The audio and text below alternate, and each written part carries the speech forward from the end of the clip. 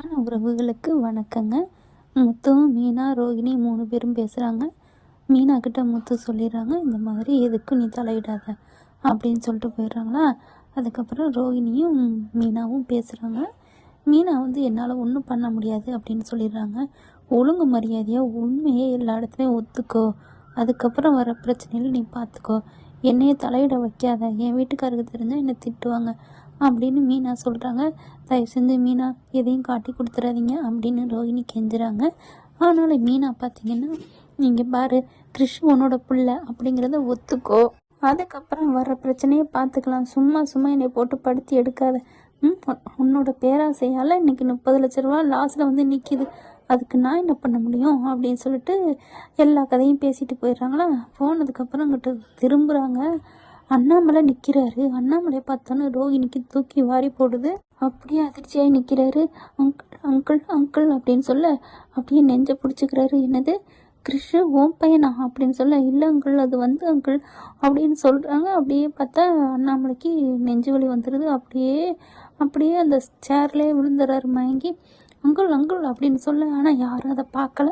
அடுத்து ரோஹிணி என்ன பண்ணுறாங்க, மாத்திரை எடுத்தாந்து கொண்டு வந்து கொடுக்குறாங்க. அண்ணாமலை அதை வாங்கி சாப்பிட்றாரு. வேறு வழி இல்லாமல் ஃபஸ்ட்டு அப்படியே தடுக்கிறாங்க, ஆனாலும் வாங்கிக்கிறாங்க. கொஞ்சம் கொஞ்சமாக அவருக்கு சுயன்னு வருது.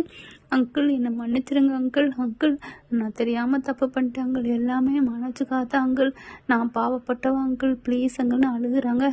என் மூஞ்சியில் முழிக்காத அப்படிங்கிற மாதிரி தட்டி விட்டுட்டு எந்திரிச்சு ரூமுக்குள்ளே போயிடுறாரு அண்ணாமலை. அப்படியே பயத்தோடையும் பீதியோடையும் நம்ம ரோஹிணி போயிடுறாங்க. போய் படுக்கிறாங்க. மனோஜ் பார்க்குறாரு, என்ன ரோஹிணி, இல்லை ஒன்றும் இல்லை அப்படிங்கிறாங்க. காசுக்கா நீ அலையிறியா, நீ பாவம் ரோஹிணி, நான் தான் தப்பு பண்ணிட்டேன் ரோஹிணி அப்படின்னு மனசு சொல்லி தேத்துறாங்க. அட போடா நீ வேற, நானே இங்கே பீதியில் இருக்கேன், உன் கதையை கேட்குறியா, என் சொந்த கதையே பெரிய கதையா டாராக நிற்கிது, நாளைக்கு விடிஞ்சா என்ன ஆக போகுதுன்னு தெரியலையே அப்படின்னு பயத்தோடே அப்படி இருக்காங்க. தூங்கவே இல்லை ரோஹிணி.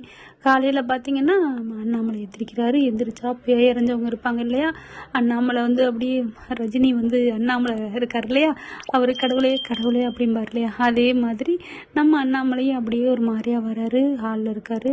எந்திரிச்சு எப்பவும் போல் போவாங்க இல்லையா வாக்கிங்கு, அதுக்கு போகிறாரு. ரோஹிணி வருது. ஐயோயோ ஏதாவது சொல்லுவாரா அப்படின்னு ரோஹிணி அப்படியே முறைச்சி பார்த்துட்டு தான் போகிறாரு. அப்பாடா எதுவுமே சொல்லலை, போகிறாரே அப்படின்னு நினச்சிட்டு இருக்காங்களா. அடுத்து ரோஹிணி என்ன பண்ணுறாங்க, திட்டத்தை திட்டுறாங்க. இவங்க தான் ரவுடி ரங்கம்மாவாச்சே, தெரிஞ்ச ஆளுங்க வச்சு ரவுடிங்களுக்கு கால் பண்ணுறாங்க. இந்த மாதிரி ஒரு ஆள் வர்றாரு வாக்கிங்க, அவரை தூக்கணும் அப்படிங்கிறாங்க. சரிங்கக்கா அப்படின்னு சொல்லிட்டு அண்ணாமலை தூக்கி கொண்டே அடைச்சி வச்சுறாங்க ஒரு ரூமில். இங்கே பார்த்தீங்கன்னா அண்ணாமலையை காணாம தேடுறாங்க. ஐயோ என்ன ஆச்சு அப்படிங்கிற மீனாவுக்கு முத்துக்கும் டவுட் வருது, ஒரு வேளை ரோஹிணி தான் பண்ணியிருக்கோமோன்னு. ஆனாலும் பார்த்தீங்கன்னா ஒன்றும் பண்ண முடியல, சாட்சி இல்லை இல்லையா. இங்கே ஆளாளுக்கு குய்யோமியோன்னு தேடுறாங்க, கம்ப்ளைண்ட் கொடுக்குறாங்க. அண்ணாமலை காணன்னு விஜயா கடந்து துடிக்குது, என் புருஷன் வேணும் என் புருஷன் வேணும் அப்படிங்கிறாங்க. மனோஜ் நின்றுட்டே நீ ஏதாவது பண்ணியாடான்னு கேட்கல. அவர் என்ன பண்ணுறாரு, நான் என்ன பண்ணேன், நான் ஒன்றுமே பண்ணலை அப்படின்னு சொல்லிட்டு மனோஜ் தான் அப்படியே துடிக்கிறாங்க. எல்லாருமே துடிக்கிறாங்க. ஆனால் மனோஜுக்கே கொஞ்சம் இதாக இருக்குது. அப்பா எங்கே போயிருப்பாரு, ஐயோயோ அவனுக்கு என்ன கவலைன்னா கையெழுத்து போட்டு கொடுத்துருக்கணும், சொத்து பிரித்து கொடுத்துருப்பாரு.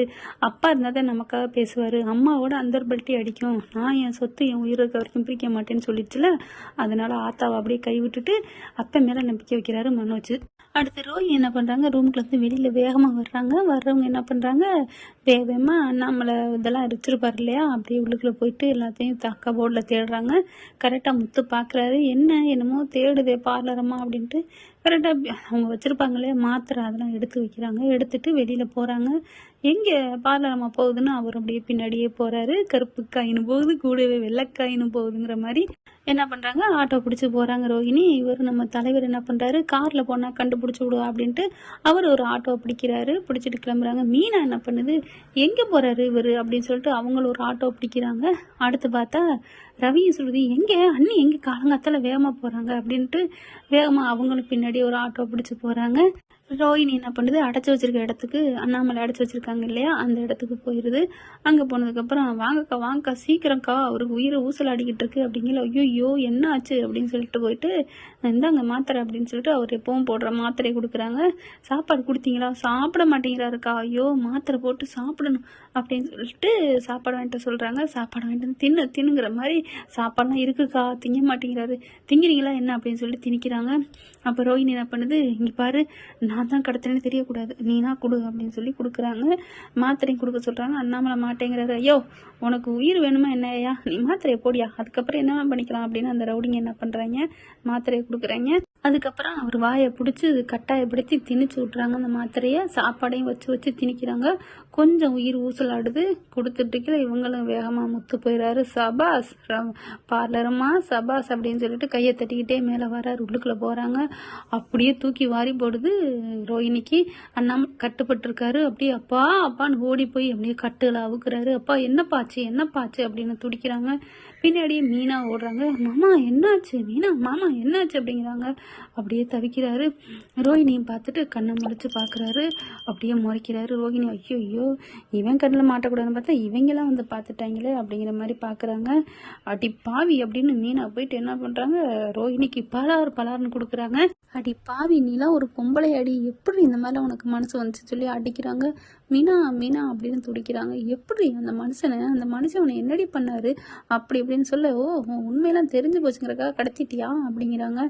இல்லை மீனா அப்படிங்கிறாங்க. அடுத்து அப்படின்னு சொல்லி துப்புறாங்க. உன்னை பற்றின உண்மை ஏதோ தெரிஞ்சிருக்கு, அவனால அவர் காட்டி கொடுக்காம தானே இருந்திருக்காரு, அப்படி இருந்து ஏன்டி இப்படி பண்ண, அந்த மனுஷன் என்ன ஆயிருக்கும் அப்படின்னு சொல்லிட்டு பயங்கரமாக கத்துறாங்க. அதுக்கப்புறம் அண்ணாமலை தூக்குறாரு. ஹாஸ்பிட்டலுக்கு போவோம் வாப்பா அப்படின்ட்டு பார்லரம்மா பார்க்குறாரு. உனக்கு இருக்குடிங்கள இங்கே ரவியும் ஸ்ருதியும் வந்துடுறாங்க. நீங்கள் எப்படிறாங்க அப்படின்னு கேட்க, நீங்கள் அவசரமாக ஓடி வந்தீங்க, அதனால தான் நாங்கள் வந்தோம் ஆட்டோ பிடிச்சிட்டு அப்படிங்கிறாங்க. என்னாச்சுங்க? இல்லை இதோ இந்த கேடி தான்டா நம்ம அப்பாவை கடத்திருக்கு, நம்ம காணுன்னு ஊரெல்லாம் தேடணும்ல அப்படிங்கல அப்படியே பார்க்குது ரோஹிணி. என்ன பார்லரம்மா பார்க்குற, நான் எப்படிடா கண்டுபிடிச்சேன் அப்படின்னு பார்க்குறியா, நீ வேகமாக வந்து அப்பாவிட்ட மாத்திரையை தேடுனது தடவுனது எல்லாத்தையும் நான் பார்த்தேன். ஏன்னா அந்த ரவுடிங்க வந்து ஃபோன் பண்ணிட்டு கேட்குறாங்க, இந்த மாதிரி ப்ரெஷர் அதிகமாகி அவருக்கு ஒரு மாதிரியா வருது, மாத்திரை வேணும் மேடம் எங்களுக்கு தெரியல அப்படிங்கிறதுனால தான் ஐயோ அப்படின்ட்டு மாத்திரை எடுத்துகிட்டு இந்த பிள்ளை போனதை முத்து பார்க்குறாரா, அதை சொல்கிறாரு. நான் பார்த்துட்டேன் அதனால தான் ஓடினேன் அப்படிங்கிறாங்க. எங்ககிட்ட சொல்லிட்டு வந்திருக்கலாம்ல முத்து அப்படின்னு ரவி சொல்ல, அப்படியே கையும் களவுமா பிடிக்கணும், எல்லாத்தையும் கூட்டிகிட்டா போக முடியும் அப்படின்னு முத்து சொல்கிறாரு. ஆனாலும் எல்லாருமே வந்துட்டீங்க அப்படிங்கிறாங்க.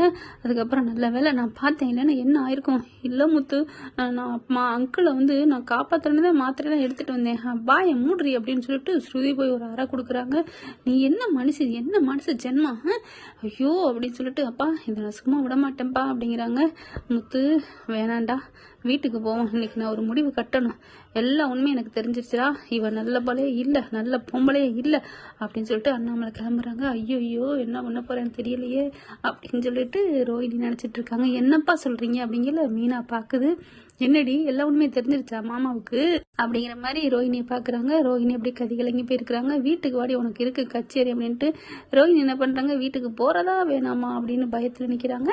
அப்பாவை கூட்டிகிட்டு வீட்டுக்கு போகிறாங்க. போனதுக்கப்புறம் இங்கே மனோஜ் விஜயா எல்லாரையும் கூப்பிட்டு வச்சுட்டு எல்லாருக்கும் ஒரு உண்மை தெரியுமா அப்படிங்கிறாங்க. அண்ணாமலை எல்லாத்தையும் சொல்ல ஆரம்பிக்கிறாரு. இந்த கிருஷ்ண பையன் வேற யாரும் இல்லை, அந்த ரோஹிணியோட பிள்ளை தான் அப்படின்னு சொன்னோன்னே விஜயாவுக்கு தூக்கி வாரி போடுது. மனோஜ் ஆடி போகிறாரு. இந்த இவளையா நான் இது வரைக்கும் நல்லவன் நம்பியிருந்தேன், இன்னைக்கு வரட்டும் அவளுக்கு கச்சேரி இருக்கு அப்படின்னு சொல்லல முத்து பார்க்குறாரு. அவளாவது வர்றதாவது, அது இந்நேரம் எங்கே எஸ்கேப் ஆகி போனுச்சோ அப்படின்னு சொல்லல மீனா என்ன பண்றாங்க, கண்டிப்பா அவ வருவா, ஏன்னா அவ புள்ள இங்க இருக்கான்ல அதனால வருவா அப்படிங்கல மீனா. இப்ப ரோஹிணி வந்து நிக்குது, நின்னகையோட ஆடி பெழுத்து வாங்குது விஜயா. என்ன ஃப்ரெண்ட் இப்படி போனா நல்லா தானே இருக்கும், பார்க்கலாம் என்ன நடக்க போகுதுன்னு. தேங்க்யூ. பிடிச்சிருந்தா தயவு செய்து லைக் பண்ணுங்க. இன்னும் அப்டேட்ஸ்க்காக சேனலை சப்ஸ்கிரைப் பண்ண மறக்காதீங்க. நம்ம கிட்ட இருக்க எல்லா சேனல்ஸோட லேட்டஸ்ட் வீடியோ அப்டேட்ஸ்க்காக மேல ரைட் சைடுல காட்டுற லிங்கை கிளிக் பண்ணி வாட்ஸ்அப் குரூப்ல ஜாயின் பண்ணுங்க. உங்களிடம் விடைபெறுவது நான் உங்கள் மெஹர்.